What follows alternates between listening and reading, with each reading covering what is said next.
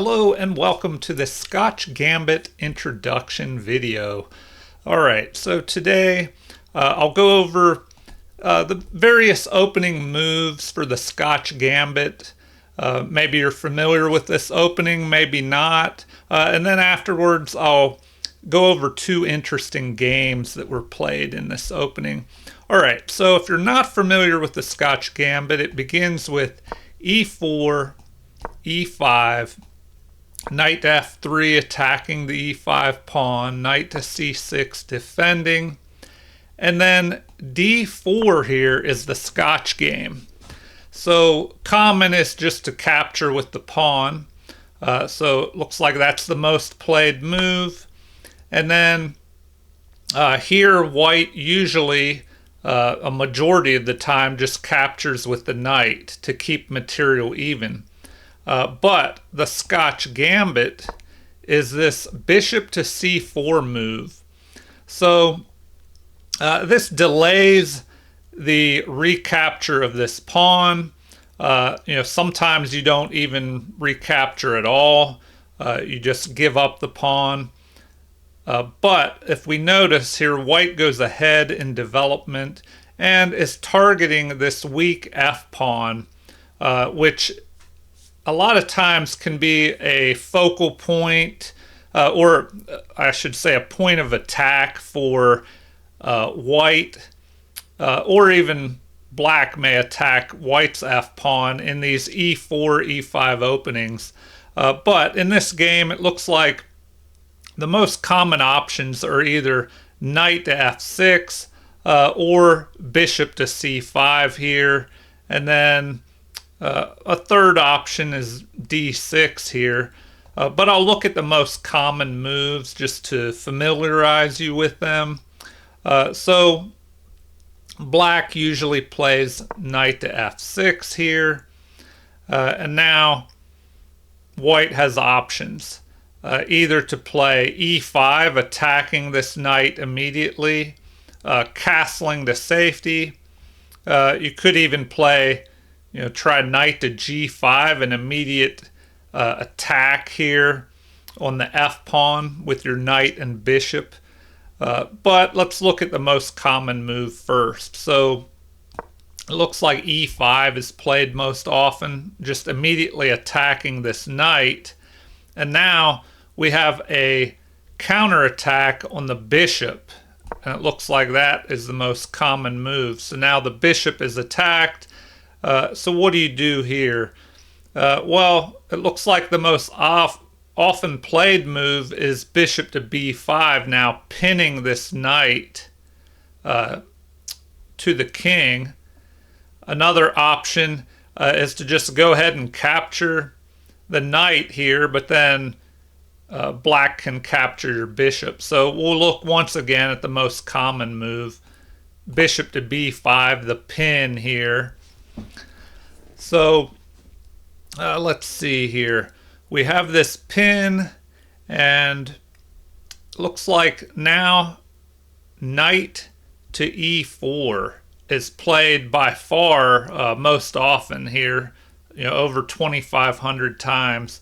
So knight to e4, and now this knight is no longer being attacked by the pawn. And so here, if we continue on, the most often played move is this capture here, because now you're attacking the knight, which is pinned, with your knight and the bishop, so you're just adding the pressure here. So bishop to d7 to block this pin on the king. And here, either the knight or the bishop could capture, I guess, but it looks like most often is the bishop capturing, and then to avoid a further exchange, we have this move. So black ends up with an isolated A pawn. Queenside pawns are broken a little bit, but this pawn, the B pawn, does capture towards the center to help fortify this D pawn, which in turn is protecting the knight at the moment. So now we have castling. And let's see here, bishop to c5. So just adding more pressure to this knight and lining up on the king here. So it looks like most commonly played is this move, F3, to drive the knight away, even though it does, open up this line towards the king. So then we have a retreat, and now F4, attacking even further. So anyway, I won't go much further. That way I can explore other lines, but this will give you an example. Here, the knight could retreat or jump back into the center to this outpost. And now we have bishop to e3, helping protect the knight and break up this line that the bishop has here on the king. And then, let's see, bishop to b6, knight to d2. And you get the idea. This is one way the game could play out after, if we go back over it, after the beginning moves here of e4, e5, knight to f3, knight to c6, d4, the Scotch game, captures, bishop to c4, the Scotch Gambit. And then here we went over this knight to f6 move. All right, so before I go on to another option other than knight to f6, what did we play? Excuse me. We looked at this e5 move. So another common option here is just to go ahead and castle. So that move is the second most played move, which could lead to, looks like the most commonly played move is this capture here. But then you have rook to e1, pinning this knight. Then d5 is played, attacking the bishop and protecting the knight at the same time, which could lead to this capture here, giving up the bishop. So the queen goes ahead and captures, once again protecting the knight. And then you have this crazy move here, knight to c3, which, well, not too crazy, but the pawn is pinned to the queen, so we can't capture this knight. So now it looks like queen to a5 is played most often, which basically takes the queen out of this pin on the pawn, so the pawn may go ahead and capture the knight now. But we just go ahead and pick up this knight. So looking at material, what do we have here? White has two knights and a bishop versus the bishop pair and a knight. Black is ahead a pawn here at the moment, although white is piling up on this pawn. But the king is wide open here. So what does black do? It looks like this move here, which basically blocks this discovered attack, which could be pretty dangerous. So now we have knight moving off here to g5, pinning the bishop now to the king and threatening to capture and get rid of black's bishop pair. So we could take a look at that. And it looks like most often played is just a castle out of the center. Just go ahead and activate this queenside rook, helping protect this pawn. But now we get rid of the bishop pair, pawn recaptures, rook captures. And now if we look at the position, we have 6 pawns versus 6, a queenside pawn majority here for black, and white has a kingside pawn majority. And then there's pressure being applied on this pawn. So what do we have next? Bishop to d6, just developing, aiming at the king side and allowing the kingside rook to develop. All right, so that's another option that you can play if we go back here, let's see, after it didn't let me click back on that. All right, anyway, we'll have to play through it from the beginning. E4, E5, knight to F3, knight to C6, D4, which is the Scotch game. And then after we capture and do not recapture back, we just develop bishop to C4. That's the Scotch Gambit. And so we looked at this move, knight to F6, and, oh, excuse me. All right, so knight to F6, and the most common move was E5, second most common. So E5 is the most commonly played move, and then D5. So they attack our knight, but we counterattack their bishop. So if we go back, the second most common move is just to go ahead and castle here. So we castle, and then that allows them to go ahead and capture this knight in the middle here. It looks like second most played move is bishop to C5. Anyway, let's go back to the beginning and look at some other options. All right, so if we go back after D4, capture on D4, and bishop to C4, the Scotch Gambit. All right, we looked at knight to F6 being played immediately, but the second most common move is bishop to C5 here. So this develops and tries to hang on to this D pawn here, which the knight and the queen are attacking. So now the most common move, instead of castling immediately, is C3. So this is an interesting move to look at because now black has different options. Most commonly played is this to help try and get black castled to safety. So now it looks like white once again could play E5, try and attack the knight, but now the most common move is just to recapture here. So now you're attacking the bishop. So the bishop can play bishop to B4 check, which is most common, so we'll take a look at that.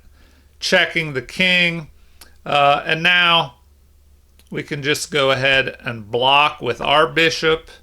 So it looks like capture is most common, knight recaptures, so you develop your knight. And now, let's see, D5, attacking our bishop and our pawn at the same time. So most common is just to go ahead and capture here. Knight captures. And then, let's see, queen to B3. So, I don't know, that doesn't look like the greatest move. It looks like castling is played most often. Let's see. Because if you play queen to B3, well, I guess there's this threat, but then you could move your bishop with check. I don't know. It looks like it gets crazy. I mean, we can take a look at this. So this is played most often. And now, usually the knight just retreats back to E7 here and helps fortify this knight. So the knight to A5 move I was looking at was the second most common move, but this just looks crazy. So now we have queen to A4. The knight just goes back to C6 here. Queen back to B3. And anyway, now it's saying the most common move is just to retreat back to here. Then castling. And at this point, what do we have? An isolated pawn by white here. So material is even. But white has this isolated pawn which can become weak, especially as more pieces are traded off. Okay, let's go back a little bit here and take a look. Let's see here. So we took a look at bishop to b4, the most common, and then the block with bishop to, bishop to d2.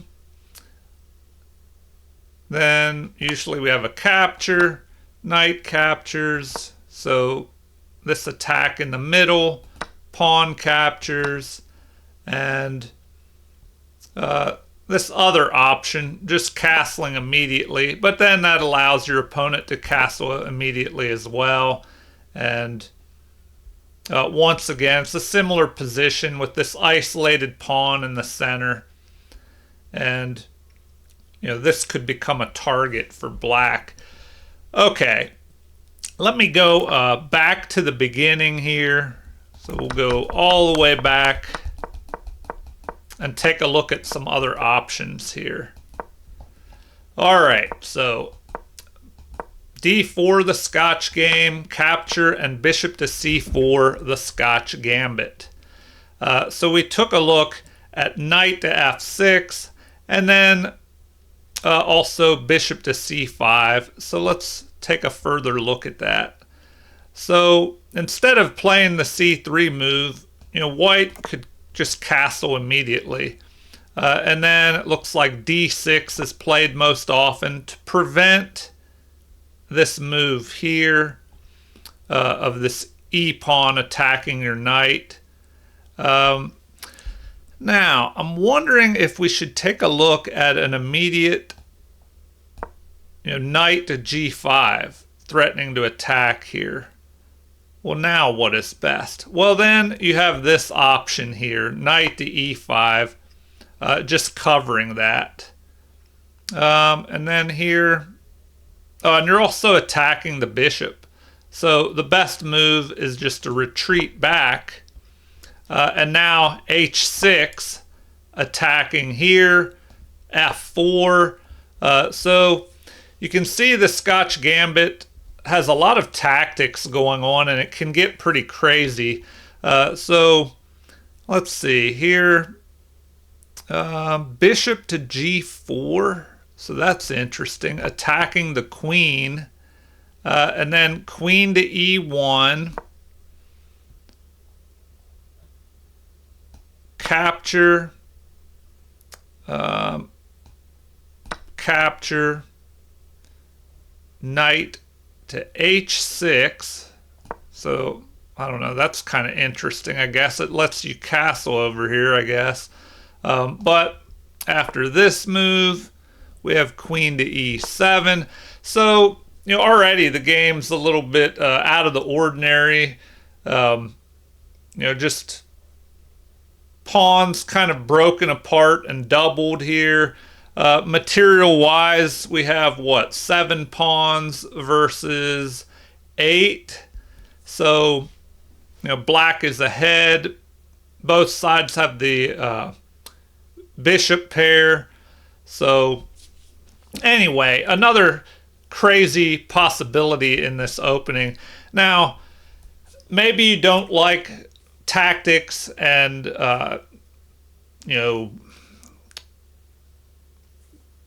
gambits, openings that have a lot of crazy different attacking ideas. If you're more of a positional player, you might want to avoid the Scotch Gambit. But then again, sometimes players who are more positional avoid tactical openings, and that could maybe inhibit their tactical play, or prevent them from reaching their potential. So you may want to try and play some tactical games, even if you don't feel comfortable in very tactical positions, because if you just learn to play openings that have more tactics in them, it'll help you get a better feel for the initiative, whether an attack is working or not. If you don't play a lot of attacking games and then all of a sudden the game just goes from a quiet positional game into some crazy tactics, you may be at a disadvantage. So it's always good to practice your tactics and play some more tactical openings. All right, so let's go back to the beginning here and just look at a couple more options, and then I'll go into the two games that are pretty interesting, and you can see what some high-level players do when they play this opening. All right, so if we go back, capture, and then bishop to c4, the Scotch Gambit. All right, so I guess we could take a look at something less common. What if they just play, I don't know, something like this? Well, now white can just go ahead and capture, then knight to f6, attacking here, knight to c3. So, here the game is a little bit quieter and more positional. White can already go ahead and castle, as does black. And then h3 to keep pieces out of the king side. Rook to e8, lining up on this pawn. So the game can be slower and more positional, but in most games it can end up going into a crazy attack, which I'll show you in the example game that I'll play here shortly. All right, so let's see what other options there are. I guess we could look at this bishop to c5 one more time, because I ran into this before where I was on the black side, and let's see, I don't know if they castled immediately or maybe they tried to do something like this right away. Or hold on, let me go back. All right, yeah, maybe it was something like that. There was a sacrifice of the bishop, followed by the queen jumping up. So maybe it was something like that, trying to put pressure on here.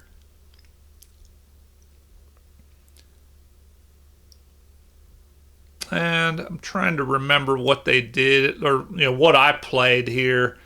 I probably did something like this, and then we had a crazy attack. So something like that. I captured. Then they captured. My king captured. They came up here attacking me, and I played g6, and then they swung over here, capturing. My king is kind of out in the open, so I'm trying to remember what I played next. Probably d6, although they're saying d5 is the number one move. So d5, I don't know, that would just let them capture, but then it would kind of open the position up, so I see why they may have played that. But I think I played d6, just attacking their queen. And then what did they play? Queen to c4, possibly. Or did they play here? No, because then I can just block with my bishop. If they're here, my bishop can move out and attack the queen. So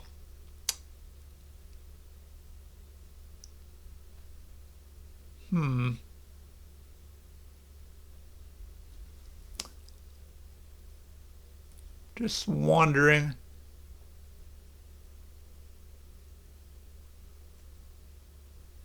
Anyway, yeah, I think I just attacked their queen, and I don't quite remember what they played next. But my king is kind of stuck out in the open. Let's see. Wondering if they played a counterattack on my queen, maybe. No, I don't think so, because, then if they capture, then I get their bishop. Anyway, let's take a look at the two example games, as this is just an introduction into the Scotch Gambit. I'm not going to dig into anything too deep, and I'll just move on to the two games that I wanted to show you. So let's find those. All right. So we have two games. The first one is a pretty quick game, and it just shows you how crazy this Scotch Gambit can become. All right. So let's do a game review. So white played with 90.1% accuracy here, and versus 78.5 by his opponent. He had two great moves, and his opponent had a blunder, which cost the game. So now, if we look at this, white starts out, holding advantage, and then slightly the advantage goes to black. Before it's about even, white gains the advantage, and then it swings back to black before white ends up winning. So this game was played by two higher level players, a 2600 player with black and a 2700 player with white. So let's look at how two higher level players play this Scotch Gambit. All right, so let me look at the analysis here. Oh, and also we could see what level they played at. So this is crazy. White played at a 3000 level versus black's 2550. Okay, so enough description. Let's get to the game here. Oh, one other thing. I wanted to see if it was... All right, so this is a 3-minute blitz game. So... if there are mistakes, that's probably why, because they're trying to rush against the clock. Okay. So, interesting. The clock starts at 2:49 here. Okay, so white plays e4. We have e5, knight to f3 attacking the pawn, knight c6 defending, and d4, the Scotch game. So black plays the best move, capturing the pawn. And now, according to the computer, the best response is to just go ahead and capture the d-pawn with the knight here. But now, we have bishop to c4, the Scotch Gambit.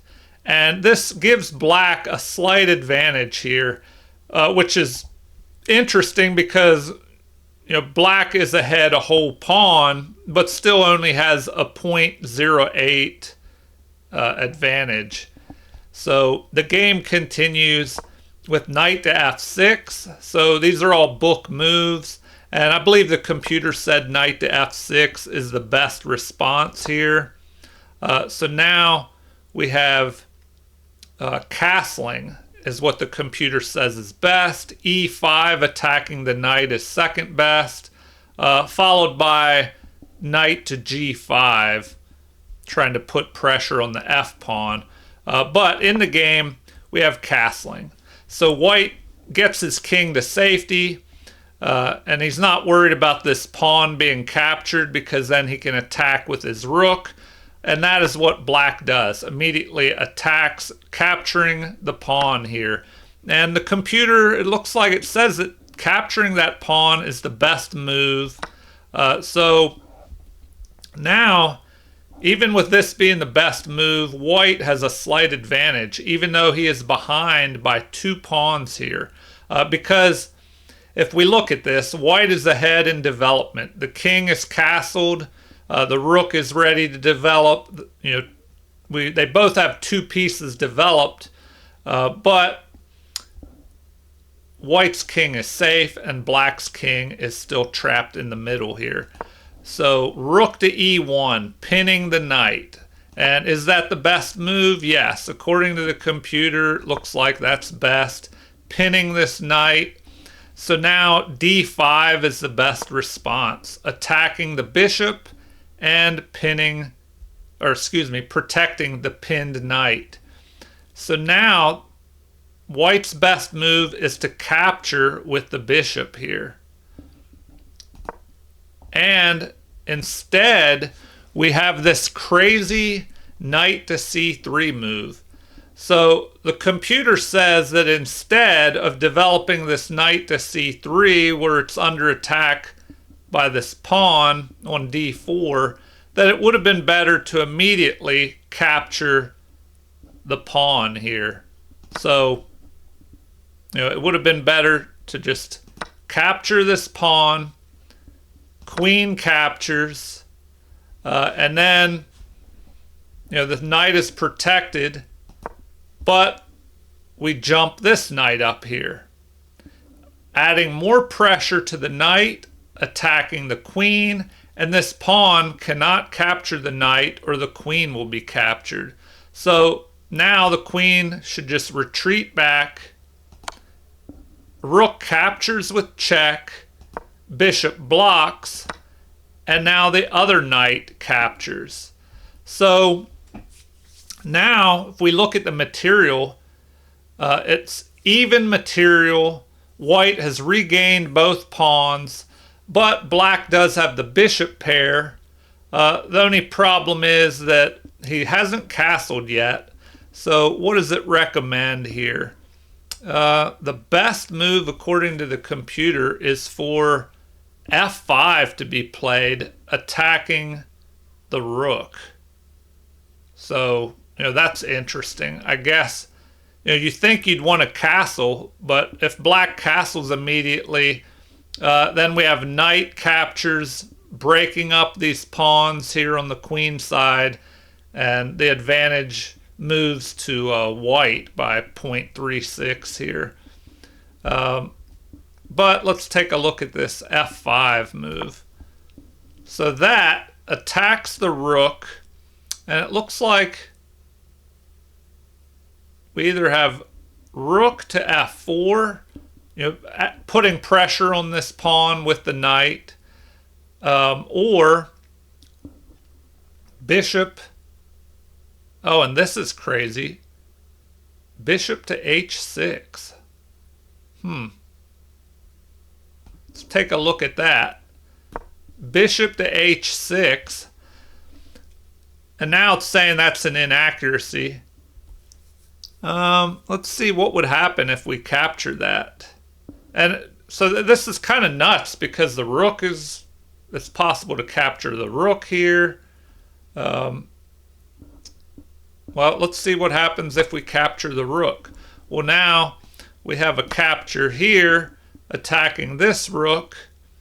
And if the rook moves to the only square possible, which is here, well, now we have queen to h5 check. And the king is forced to d7 here. And now what? Queen, looks like queen to d5 is the best move. So you get the idea here.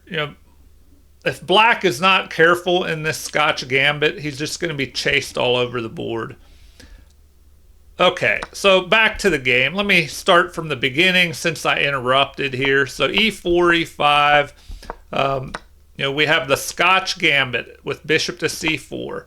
So the knight jumps forward here, attacking the pawn.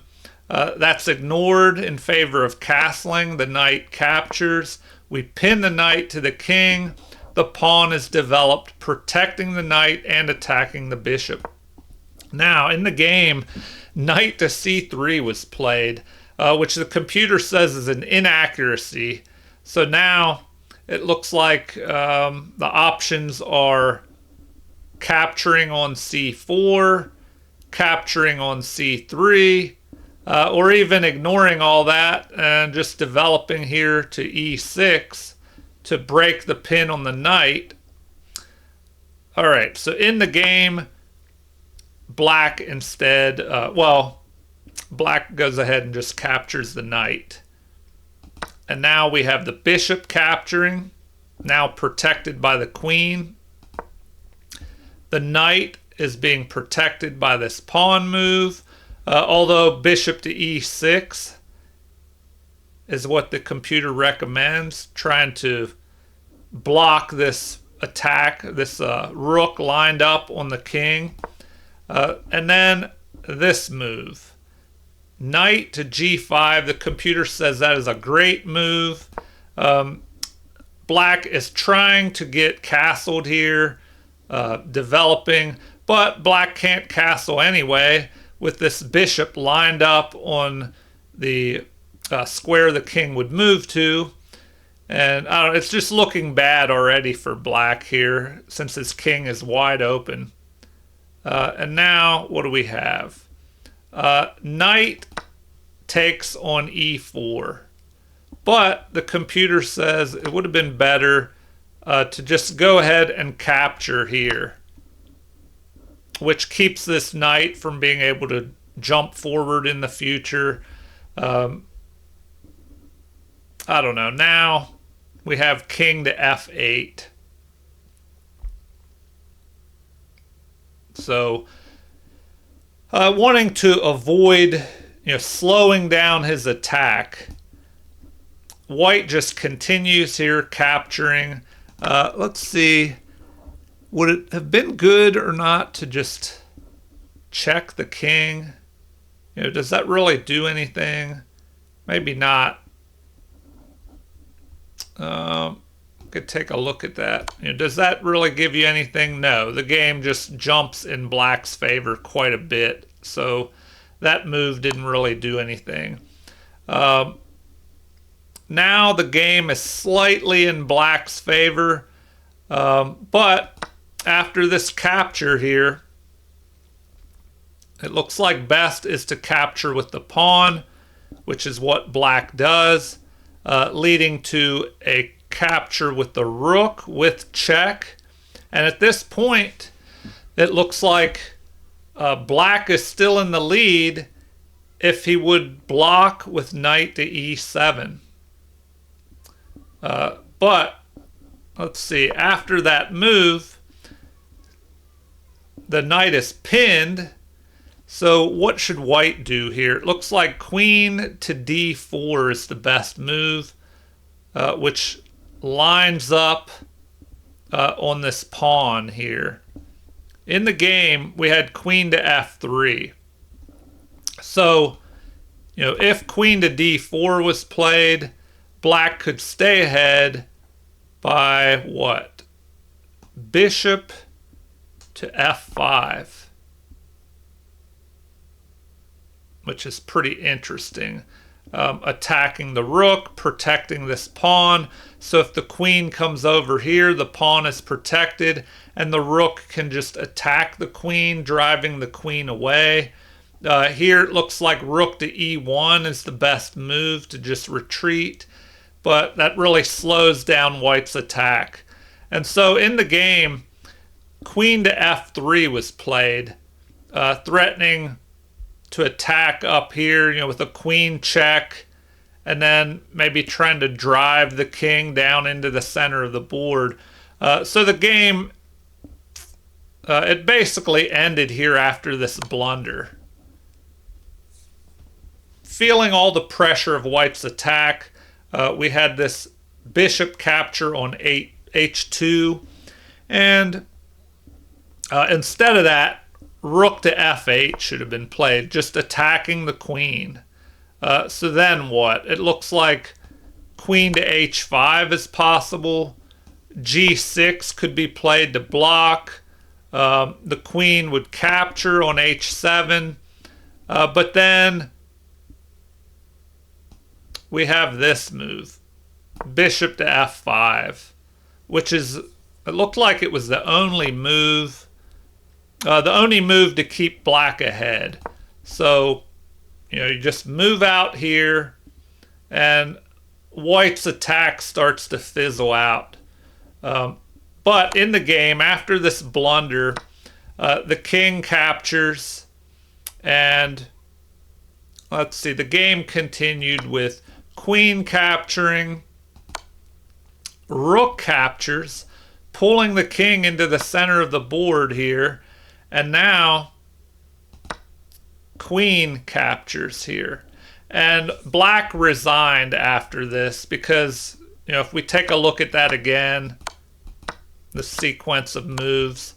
All right, so this is a blunder. The king just captures the piece.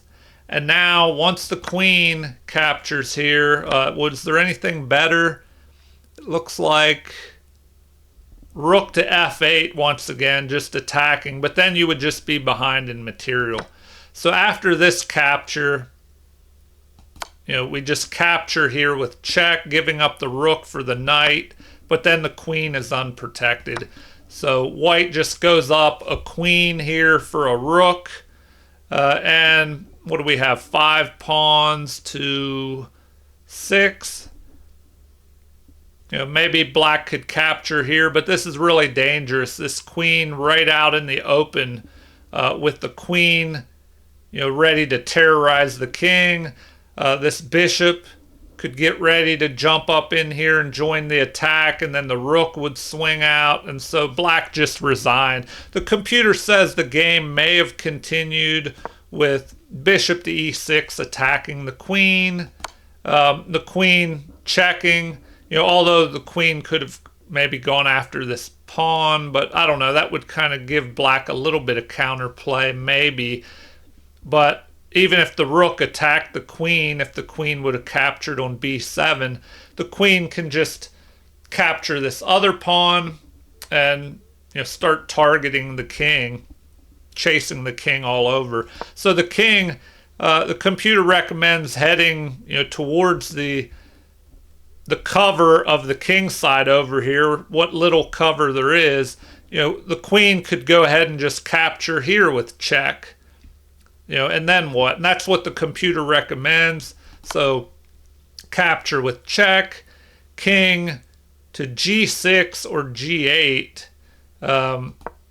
If he goes up to g8, well then, you have this possibility of just taking this pawn, threatening an attack on this one. Although the king, well, I don't know, it just looks bad from here. So the computer gives this move, a few more moves on how the game could have gone. But it just does not look good with that extra queen. All right, I'll show you one more game in the Scotch Gambit.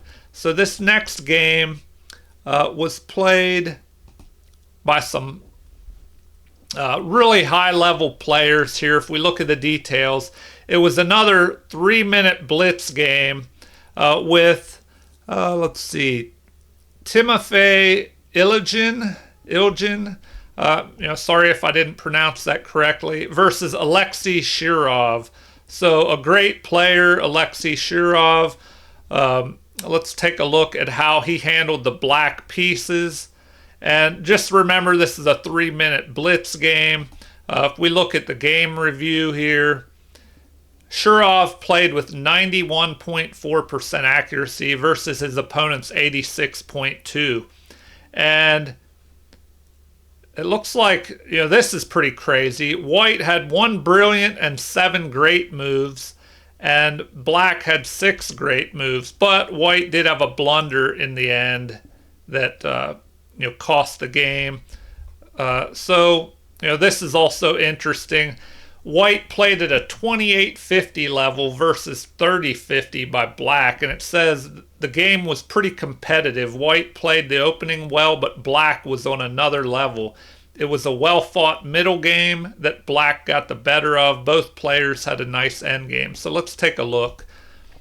So the game begins with e4, e5, knight to f3, knight to c6, d4, the Scotch game, capture, and bishop to c4, the Scotch Gambit. So the game continues with this bishop to c5 move, just holding on to this d pawn. And so white continues by just castling. Black plays this move, to allow his bishop to develop, and also to try and protect this e5 square to prevent, so he can develop his knight without it being harassed by this e pawn. So white just plays h3 to prevent any pins on the knight, pinning the knight to the queen with bishop to g4. And now we have the knight developing. Black is ready to castle, although the computer prefers moving the knight here to e7. So now c3 is played, which the computer says is best. This basically forces black to make a decision. Do you capture, allowing the knight to capture and bring your knight into the center, or do you ignore this and develop another piece? So black decides to just capture. And we have a recapture, and now black castles to safety, and the pin on the knight to the queen. So immediately h6 is played, putting the question to this bishop: should he retreat or capture? So we have a retreat, wanting to keep the bishop pair, and now bishop to e6 is played. So here white does not want to give up his bishop pair and jumps the knight up into this outpost on d5. So Shirov captures, and then white makes a mistake here, capturing with the pawn. But it looks like it would have been better instead to just capture with the bishop. And now the recommendation is to just go ahead and play g5, driving this bishop to g3, and then moving this knight forward to b4 and attacking the bishop here. All right, but in the game, let's see, we had this capture. So once again, white wanted to keep the bishop pair, and the knight jumps into the center, and then we have a retreat because the knight was also attacking the bishop on c4. So retreat, it looks like preferred was bishop to d3, but once again, white wants to keep his bishop pair. So now the knight retreats back to here, trying to get rid of white's bishop pair, and the computer says that's a great move. The knight retreats, and then this knight jumps forward, harassing this bishop, trying to get rid of that bishop pair. So it looks like, there's a possibility of retreating the bishop to h2, but the computer says that would give black an even bigger advantage. So black is ahead here, and the best move is king up to h2. Well, let's see what happens. That is, in fact, what is played. Now the computer says king to h1 would have been better. So the queen jumps up here, lining up on this unprotected pawn, developing, so the rooks are now connected. The game continues with queen to c1 guarding here, and the queen moves up further, lining up on white's queen, which the computer says is an inaccuracy. It's now undefended. So we have a series of exchanges about to happen here. The rook lines up on this knight, and it looks like the computer prefers a queen move here. So the knight gets rid of white's bishop pair, which the computer says is best. We have a pawn capture, because we don't want to bring the king up here with the queen and knight ready to pounce. So the pawn captures and helps defend the king here. So now we have a queen exchange, bishop recaptures, and now the rooks are getting ready to be exchanged off, possibly. But first, white gets rid of the knight up here, doubling these pawns. So the pawns are even on the king side. Over on the queen side, black has one extra pawn, And black has a bishop, which is stronger than a knight when there are pawns on both sides of the board. And white is left with this isolated pawn, which can be a weakness in the endgame, especially as more pieces are traded off. All right, so the knight jumps up here, targeting this pawn. And so we have the pawn moving forward and attacking. And the knight jumps even further up the board. So a capture, exchanging off a pair of rooks, and the king moves towards the center. But it says this is a mistake, according to the computer. Now the game is even, where rook to f8 would have left black ahead by the equivalent of 2 pawns. So white plays this great move here, and we see a series of great moves by white. So, and remember, they only have a minute left on the clock here. So all these great moves are being played with just a minute on the clock. The king moves forward. The pawn protects the knight, which was under attack. Now this pawn attacks, and we have this move, checking the king. The king retreats, and another check. And here, I guess white could have tried for a draw by repetition if black would have moved down here. So black, to avoid the draw by repeating the position, moves up. And now we have this move, a brilliant move by white.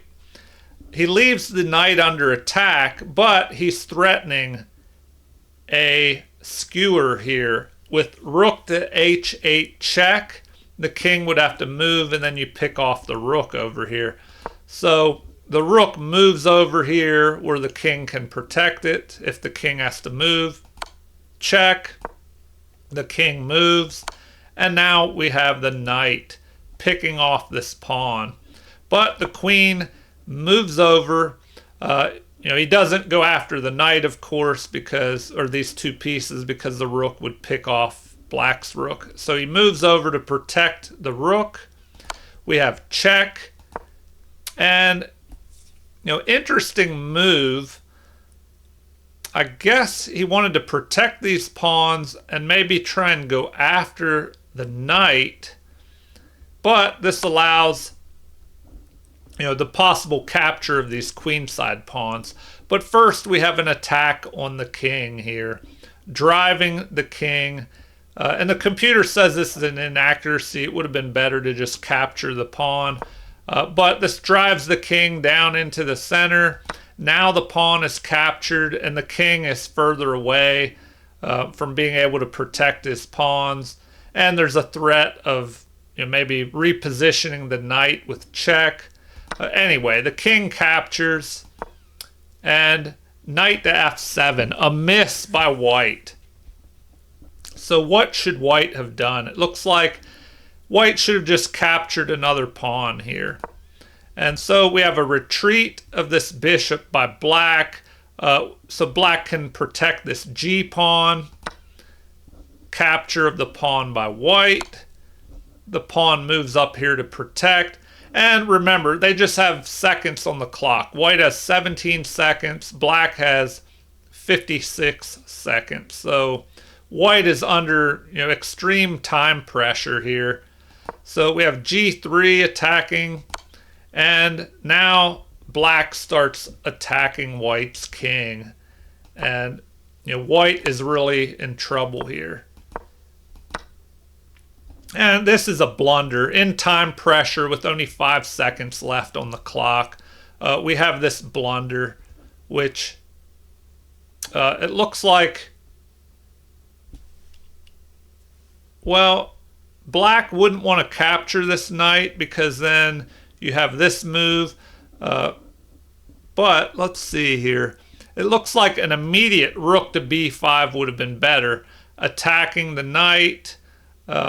And then, attacking the knight. The rook attacking the king, and then the knight could possibly jump in here and pick this pawn off. But by attacking here first, Now we have the king moving up here to attack the rook. And both pieces are under attack.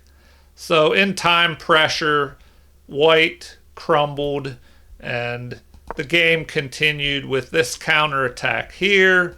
But then the rook moves to safety, attacking the knight. The king moves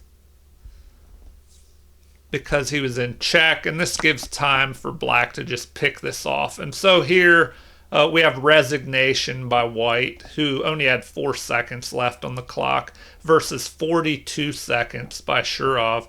So the game could have continued, something like this. But black has this passed pawn moving down the board, and according to the computer, black has a huge advantage here and would go on to win. We could go a little bit further after knight to e5. Well, that's kind of crazy, because then you could just capture that.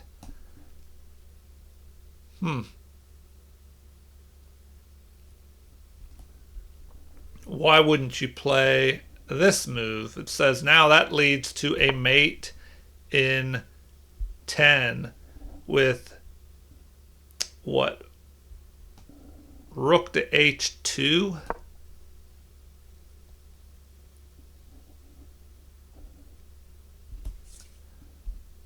Oh, I guess you're threatening to just move this pawn down here.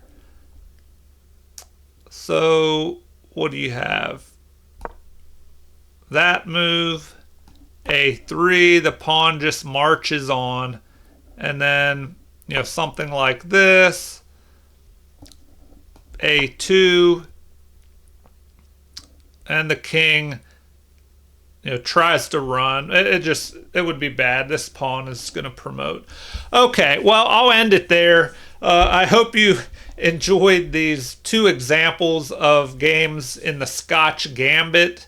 And if you like tactics, I would recommend you try out the Scotch Gambit and see how it goes for you. Feel free to leave comments on how it worked out, if you played the Scotch Gambit. And also, please like and subscribe to support the channel if you haven't already. So thank you for watching, and have a super chess day.